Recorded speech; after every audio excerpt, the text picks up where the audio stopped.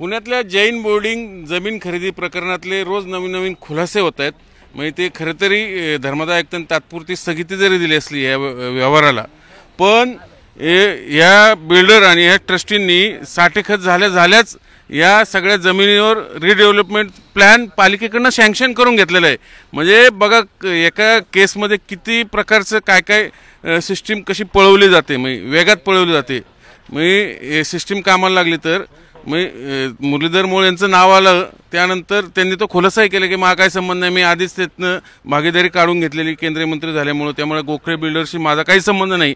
मग हे सगळ्या परवानग्या कुठून मिळाल्या ह्या सगळ्या बिल्डरला आणि या ट्रस्टींना अगदी डेव्हलपमेंट प्लॅन मंजूर करण्यापर्यंत? म्हणजे अक्षरशः किती स्पीड असावं एखाद्या कामाला, म्हणजे ही किती एखाद्या कामाचं तत्परता म्हणूया, म्हणजे वेगळ्या अर्थानं तत्परता म्हणता येईल. खरं तरी शासकीय कामात, लोकांच्या सर्वसामान्य कामात एवढी तत्परता मला तरी कधी दिसली नाही.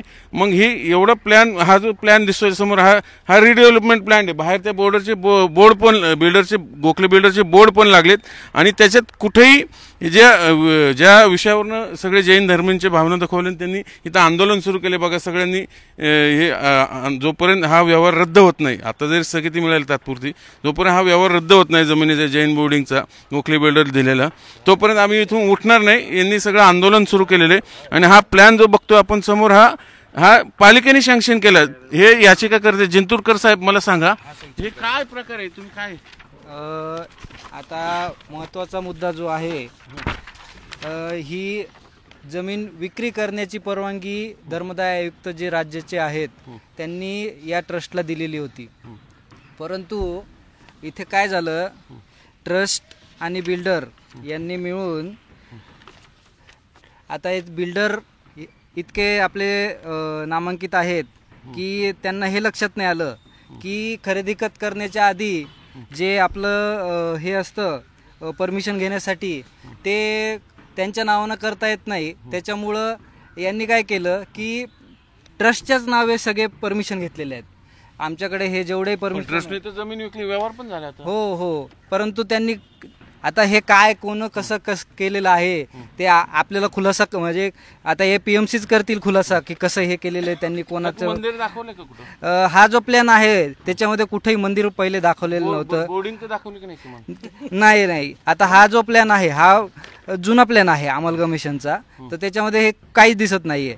तर हे प्लॉट त्यांनी काय अमलगमेशन करून एकत्र करून एक प्लॉट केलेला आहे असं ते दिसतं याच्यामध्ये. आणि नंतर टॉवरच दिसतात का सगळं?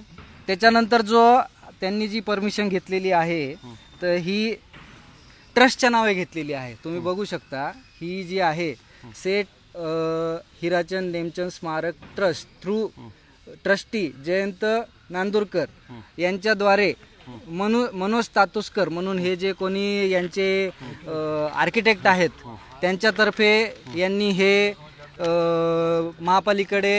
महापालिकेकडे सगळे परमिशनचे अर्ज त्यांनी दिलेले होते. आणि महत्त्वाची गोष्ट, जी ट्रस्ट डीड आहे त्याच्यामध्ये असा ट्रस्टला कुठलाही अधिकार नाही की ट्रस्टचे जे ऑब्जेक्टिव्ह आहेत, म्हणजे शैक्षणिक, सामाजिक, धार्मिक, त्याच्या बाहेर जाऊन आता हे जे डेव्हलपमेंट करणार आहे या प्लॅननुसार सगळी, तर त्याच्यासाठी अशी कुठलीही परमिशन या ट्रस्ट डीडमध्ये नाही आहे. तथापि यांनी जे प्लॅन जे पीएमसीकडे जे सादर केलेले आहेत सगळे स्वतःच्या नावाने, म्हणजे ट्रस्टच्या नावाने सादर केलेले आहेत. आणि त्यांना आता हा जो शेवटचा जो आम्ही बघितला प्लॅन 24/9 रोजी त्यांना हा सँक्शन झालेला आहे प्लॅन.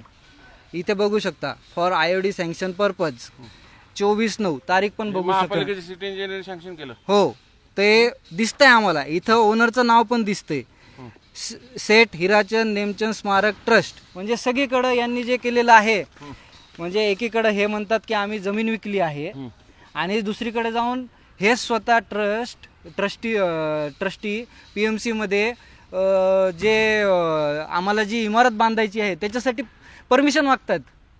म्हणजे हे किती मोठी याच्या मागे काळबेर आहे. तथापि जे धर्मदाय आयुक्तांनी जी ऑर्डर दिलेली आहे त्याच्यामध्ये असा कुठेही उल्लेख नाही आहे की तुम्ही स्वतः जा तिथे आणि तुम्ही परमिशन घ्या किंवा PMC मध्ये तुम्ही कुठला अर्ज करा, कॉर्पोरेशनला असं कुठली परमिशनसाठी मागणी करा, असा कुठेही उल्लेख नाही आहे. धर्मदाय आयुक्तांनी फक्त आणि फक्त ही जागा विक्रीसाठी त्यांना परवानगी दिलेली आहे. मग याच्या वेळेस पण तुम्हाला पुन्हा कोर्टात जावं लागणार? हो, नक्की जाऊ आम्ही. आता हे कुठलं कोण आहे त्याच्या मागे. ह्या केसमध्ये जे अशा ट्रस्टच्या जमिनी असतात ना त्याच्यामध्ये इंटरेस्टेड पार्टी जर असेल तर तुम्हाला केस करता येते. बरोबर. तुम्ही एक तर जैन बोर्डिंगचे विद्यार्थी असावे लागतात, बरोबर, किंवा ट्रस्टी असावं लागतं. बरोबर. तर हे मग तुमची केस टिकणार आहे का पुढे? यापैकी काय याच्यामध्ये मी स्वतः एक इथला माजी विद्यार्थी आहे. आणि दुसरी गोष्ट, इथे आमचं मंदिर आहे, त्या मंदिराचा मी अनुयायी आहे, भक्त आहे. तर त्यामुळे याच्यामध्ये मला दोन्ही मार्गाने मला हा अधिकार आहे की जर मी अशासाठी विचारतोय पूर्ण टेक्निकली केस टिकली पाहिजे. नक्की नक्की नक्की. आता याच्यामध्ये केस होईल नाही होईल, परंतु जे अधिकारी आहेत ज्यांनी हे सगळे कागद त्यांनी फिरवलेले आहेत, रंगवलेले आहेत, त्यांच्यावर सगळ्यात पहिले कारवाई व्हायला पाहिजे. त्याच्यावर कोण कारवाई करेल आता हे राज्य सरकारच ठरवेल. आता हे सगळं प्रकरण ज्यांनी लावून धरलं ते पांडेजी पण आपल्यासोबत आहेत, ते वकील पण आहेत त्यांचे जेंतूरकरांचे. जे जैन मोर्चा निघालं, राजू शेट्टी साहेब आलते, नंतर ही सगळी मंडळी जैन बांधव आलते, हे सगळे आता इथे उपोषणालाही बसलेत. पांडेजी काय बघता तुम्ही सगळं हे सगळं? हे आता आमचा याचिकाकर्ता सुद्धा वकील आहे, थोडी दुरुस्ती करतो. आणि हा इतका भयंकर प्रकार आहे म्हणजे प्रत्येक ठिकाणी कागद फिरवी, बोगस कागद बनवणे, खोटे अहवाल. एक साधं सांगतो तुम्हाला, हे अर्ज केला आहे कोणी, सेठ हिराचंद नेमचंद स्मारक ट्रस्टच्या ट्रस्टींनी, आणि जो धर्मदाय आयुक्तांकडे परवानगी मागण्याचा अर्ज कोणी केला यांनी, त्यामध्ये यांनी काय लिहिलं की आमच्याकडं जागा ही मोडकळीस आली आहे, ती जागा नीट तिचं डागडुजी करण्यासाठी आमच्याकडं स्पेशलिस्ट मनुष्यबळ उपलब्ध नाही, तुमच्याकडं हाय त्या भेगा ज्या असतील असं त्याचे म्हणणं आहे, त्या बुजाला हे नाही, आणि तुम्ही इथं मोठमोठा टावर बांधायला तुम्ही प्लॅन टाकताय. म्हणजे तुम्ही किती खोटं बोलताय. म्हणजे मंदिराचं रिडेव्हलपमेंट झालं ते वर्गणीतून झालं. मंदिराचं तर रिडेव्हलपमेंट म्हणजे सगळ्यात मोठं. आता हा अमलकमिशन प्लॉट प्लॅन तुमच्या समोर. आता मी बऱ्याच वेळा शोधतो, इथं मंदिर हुडकून राहिलं मी, इथं मला मंदिर सापडायला तयार नाही, इथं मंदिर सापडायला तयार नाही.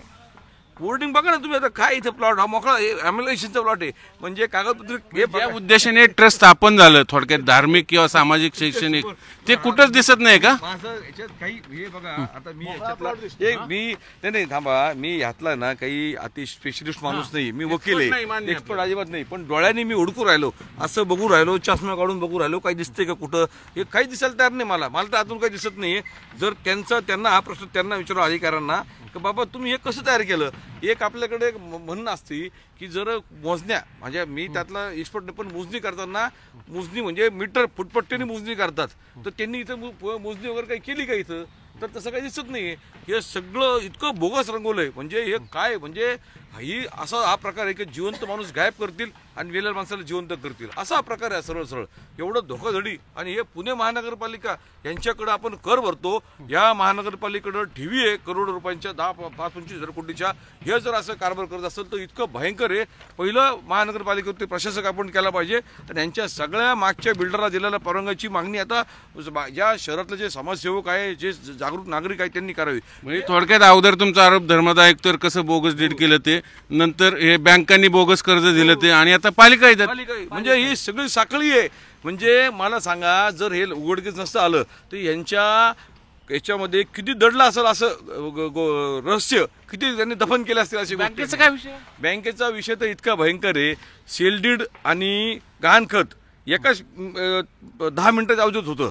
आता मला सांगा, त्यातलं पण मी तज्ज्ञ नाही, पण इतकं कॉमन सेन्स आहे, इतकी कळतं की खरेदी खत झाल्यावरती मग कर्ज मंजूर होतं आणि मग ते होतं. इथं पैसे पहिले वळती झाले आणि मग खरेदी खत होतं आणि मग गहाणखत होतं. बरं, गहाणखत करताना त्या बँकांनी किमान बघायला पाहिजे का जागेवर काय काय. त्यांचं आता पत्र आलं, ते इतक्या म्हणजे काय चाललंय. रविवारच्या दिवशी पत्र दिलं, की आम्ही ते बोजा कमी केला. अरे काय खेळ चाललाय का लहान पोरांचा? असंच काय बोजा कमी होऊ शकतं? त्यांना मग मला हे समजा कर्ज भरलेलं आहे त्या बिल्डरने मागं परत. आता कुणाला माहिती, त्याने आम्हाला थंड करायसाठी पत्र दिलं म्हणजे बिल्डरने. म्हणजे तुमचं कर्ज घेतलं आणि दुसऱ्या मिनिटाला इतकं तर आम्हाला पण अक्कल आहे का? जर तुम्ही ते प्रोसेस व्हायला 3-4 दिवस लागतात साहेब त्याचं रजिस्टर पुढे करावं लागतं. इतकं तर कळतं ना आम्हाला पण की नुसतं पत्र दिलं आम्हाला एक की ते आम्ही ते कॅन्सल केलं. थोडक्यात जेवढ्या वेगाने हे प्रकरण सगळं पुढे रेटलं गेलं, पण वरनं चेक बसतं, आंदोलन उभा राहतात, तेवढ्याच वेगाने खाली येताना दिसतंय सगळं. सेटल डाऊन ज्याला आपण म्हणतो सावरासारी. कसं आहे माहिती का की यांना असं वाटतं की असे पत्र दिले म्हणजे लोकांचा राग शांत होईल. हे उलटं व्हायला लागलंय. यांना आमची हात जोडून विनंती आहे की ताबडतोब घोषणा करा. हा एवढं खरकट आहे, एवढं सडलं आहे सगळं आतमध्ये का जसं जसं बाहेर निघाल ना तर सगळ्यांची इज्जत. आणि मग तुम्ही कारवाई करणार आहे का यांच्यावरती? मुरली मोहोळ म्हणतो मला काही संबंधच नाही याच्यात, त्याने खुलासा केला. त्यांच्या बघा सकाळचं माननीय राजू शेट्टीजींनी त्यांना आवाहन केलंय आणि आम्ही या क्षणाला समजतो की मोहोळ साहेबांवर आपण भरोसा ठेवू. 2 मिनिटं, त्यांचा काही संबंध नाही. तुम्ही पुढे या ना, तुम्ही पुढे या. साहेबांनी सांगितलं की तुम्ही नेतृत्व आहे, शहराचे नेते, जिल्ह्याचे नेते, देशाचे नेते, केंद्रीय नेतृत्व आहे, त्यांच्या समोर आम्ही हे ठेवणार आहे. साहेब ह्या महानगरपालिकेने असा भोंगळा कारभार केला आहे. तुम्ही सांगा आता हे याच्यात आमचं चुकीचं असेल तर तुम्ही आम्हाला सांगा. आमचं जर बरोबर असेल तर तुम्ही आमच्यासोबत उभं राहायला पाहिजे. सगळ्यात पुढे उभं राहायला पाहिजे मोहोळ साहेबांनी आता. आणि आमचं नेतृत्व मोहोळ साहेबांनी करावं अशी आमची विनंती याच्यामध्ये. आता मुरली मोहोळ साहेबांनी आमचं नेतृत्व करावं. तुम्हाला मान्य आहे? नक्कीच. आता जसं पांडे साहेबांनी म्हटलं तसं याच्यामध्ये जे नेतृत्व आहेत आपल्या शहराचे, त्यांनी नक्कीच समोर यायला पाहिजे. आमची त्यांना विनंती आहे की तुम्ही यावं जर, आणि हे जे काही आहे त्याच्यावर नक्कीच काहीतरी कारवाई करायला पाहिजे. मग आता तुमची मागणी हा रद्द व्हावा प्लॅन नाही, हे सगळं व्यवहार रद्द झाला पाहिजे. पहिली ताबडतोब मागणी आहे, ते रद्द तर करावंच लागणार आहे. याच्यामध्ये कुठलाही किंतु परंतु नाही. हे सगळं बोगस आहे. ह्याला जगातला डोनाल्ड ट्रम्प ट्रस्टीने तुमच्यावर काय आरोप केले म्हणे तुम्ही बॅटमॅन करता? ते ट्रस्टी आता त्यांच्या टीम मधला एक भिडू पळून गेला. त्यांचा जो मेन ट्रस्टी होता, जो इथं 30 वर्ष काम केलं, त्यांचं पत्र आहे 5 पानी का या ट्रस्टमध्ये सगळा बोगस कारभार झाले, चुकीचे कारभार झाले आणि मी राजीनामा देते.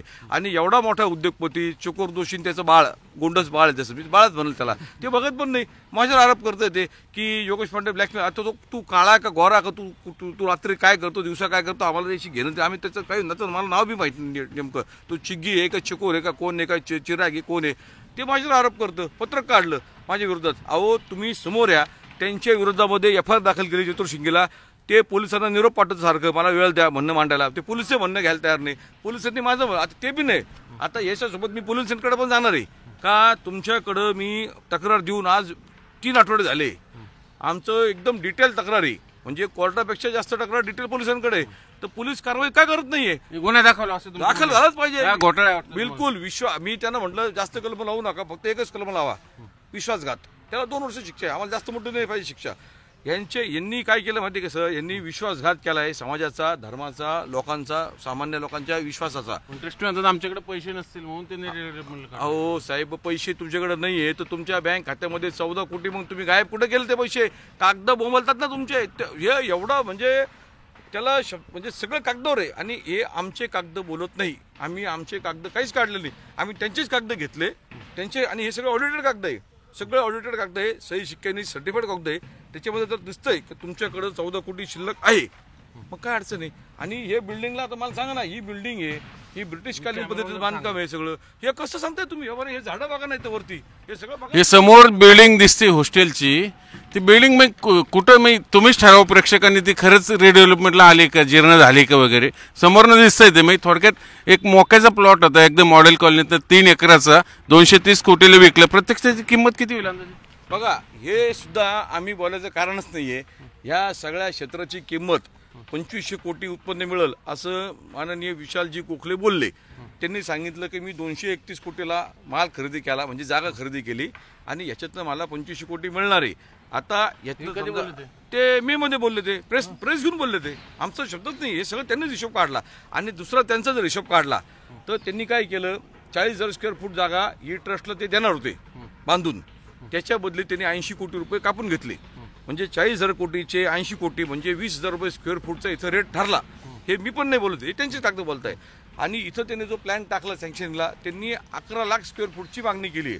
म्हणजे त्यांना हक्कांनी साधारणपणे 6 लाख स्क्वेअर फूट मिळणार आहे. आणि वाढीव TDR बिडीआर काय खरेदी करून सगळं इकडून सगळं त्यांचं कॉर्पोरेशनमध्ये वजन आहे सगळ्यांचं बिल्डर लोकांचं. तर यांना 11 लाख स्क्वेअर फूट जर बांधकाम मिळेल, पलीकडे मेट्रो आहे, इथं आता हे टॉवर आहे 15 मजल्याचा, इथं 45 मधले टॉवर आहे, पुण्यातला सगळ्यात मोठा टॉवर. आणि ह्या टॉवरचं सगळं जर हिशोब काढला, ते स्वतः गोखले म्हटले की आम्हाला एक फ्लॅट आम्ही 6 कोटीला विकणार आहे. म्हणजे आपल्या सरकारचं कामच नाही, 6 वर 0 किती लावायची, कोटी लागली. बुकिंग पण झालं. हो, बुकिंग झालं. आता हे कसं आहे माहिती का, हे याची खरेदी इन्क्वायरी ED मार्फत झाली पाहिजे का, सोर्सेस ऑफ फंड्स काय. आणि एक साधं आहे, ह्यामध्ये कमीत कमी माझ्या हिशोबाने कमीत कमी 300 ते 500 कोटीचा काळा ब्लॅक मनीचा ट्रान्झॅक्शन झालं. याचं कारण सांगतो तुम्हाला. मी कुणाला याचं ट्रस्टीलाच ना. ट्रस्टी काही येड आहे का, त्यांना कळत नाही का, त्यांनी 230 कोटी देऊन टाकले, जागा दिली, आणि इकडे गोखले म्हणतो 25 कोटी मिळणार आहे. आणि ट्रस्टी एवढा मोठा कॉर्पोरेट आहे, आणि जर एवढा मोठा कॉर्पोरेटर असेल आणि स्वतःची 3 एकर जागा फक्त 230 कोटीला विकतोय, आणि घेणारा दुसऱ्या मिनिटाला म्हणतो की याच्यात मला 25 कोटी मिळणार आहे, काहीतरी एवढा मोठा उद्योगपती ज्याच्याकडे घोटाळा झाला, 100% घोटाळा आहे, रोखीत व्यवहार सगळेच असतील ना सामील, अख्खी व्यवस्था. ज्यांनी हे परवानगी दिलं ते सगळे सामील ना. मग हे परवानगी का फक्त अहो साहेब, सर्टिफाईड कॉपीला अर्ज केला आम्ही, आम्हाला 3-3 महिने झाले कागदी, सर्टिफाईड कॉपी एका दिवसात मिळाली. इथं हे प्लॅन सँक्शन झाले, अख्खे 2-2 दिवसात प्लॅन सँक्शन झाले सगळे. हे चेष्टा चालली, चेष्टा, सामान्य चेष्टाची चेष्टा चालली आहे. आणि हे जर पुणे नगरपालिका मुख्यमंत्र्यांना नाही भेटले सगळे बघ, त्यांनी ना एक सांगू का, त्यांचं आम्ही नक्कीच प्रामाणिकपणे कौतुक करतो. त्यांनी मुख्यमंत्री महोदयांनी आम्ही भेटलो दोघं, त्यांनी स्पष्ट सांगितलं की जे झालं ते जे झालं असेल, तुमचं काय तुम्हाला पाहिजे म्हटलं, हे बोर्डिंग तसंच राहावं, कुठल्याही प्रकारचे विद्यार्थी म्हणजे जाऊ, तुम्हाला सरकारतर्फे माझ्यातर्फे तुम्हाला पूर्ण समर्थन आहे, कुठल्याही विद्यार्थ्यावर अन्याय होणार नाही, आणि ते हॉस्टेल चालू होईल असं शब्द स्वतः. मंदिर नाही, मंदिर तर त्या विषयच नाही आहे. मंदिर आहे त्याचं, आता चॅरिटी कमिशनरचं ते उद्या हे करणार आहे, पाहणी करणार आहे, आणि म्हणजे असलेलं मंदिर आहे म्हणून आम्हाला सिद्ध करायचंय. हे सगळं कारण हे काय म्हणजे खरंच गंमत आहे. याच्यावर एक सांगू का, आपल्या इथलं जे चांगले निर्माते असतील ना, ते तसं ते वीर तसं हे मंदिर, याच्यावरती एक चांगला चित्रपट होईल का. असलेलं मंदिर सिद्ध करावं लागतंय, ज्याच्यामध्ये रोज हजारो लोक येतात. त्याच्या सगळ्यांनी पाहणी केली, मोहोळ साहेबांनी सुद्धा पाहणी केली त्या मंदिराची, आणि ते मंदिर ह्या रेकॉर्डमधनं गायब आहे. आजच्या क्षणीला बघा, ह्याच्यात गायब आहे, ह्याच्यात गायब आहे. पण ते मंदिर परत प्रकट होतं, इकडं प्रकट होतं, दुसरीकडे ते मोर्चा निघाल प्रकट होतं सगळं. त्याच्यामुळे हा व्यवहार रद्द करावा लागेल त्यांना सगळं. म्हणजे गंमत बघा, सगळं गोलमाल आहे, हे सगळं गोलमाल आहे. डॉक्युमेंटवरनं दिसतंय याच्यात कोण कोण सहभागी आहेत, कोण भागीदार आहेत, ते नंतर समोर येईलच. मोहळांनी आज जरी आता हात झटकले असले, पण जो बूंद से गई वो हाऊस से नहीं आती, हे त्यांनी लक्षात घ्यावं. आणि जसं आता पांडेंनी आव्हान केले त्यांना, तुम्ही ज्या लढ्याचं नेतृत्व का, आशा करूया त्यांच्या आव्हानाला सकारात्मक प्रतिसाद देतील. व्हिडिओ जर्नलिस्ट नितीन सांडबोरसह चंद्रकांत फुंदे, जे मीडिया, पुणे.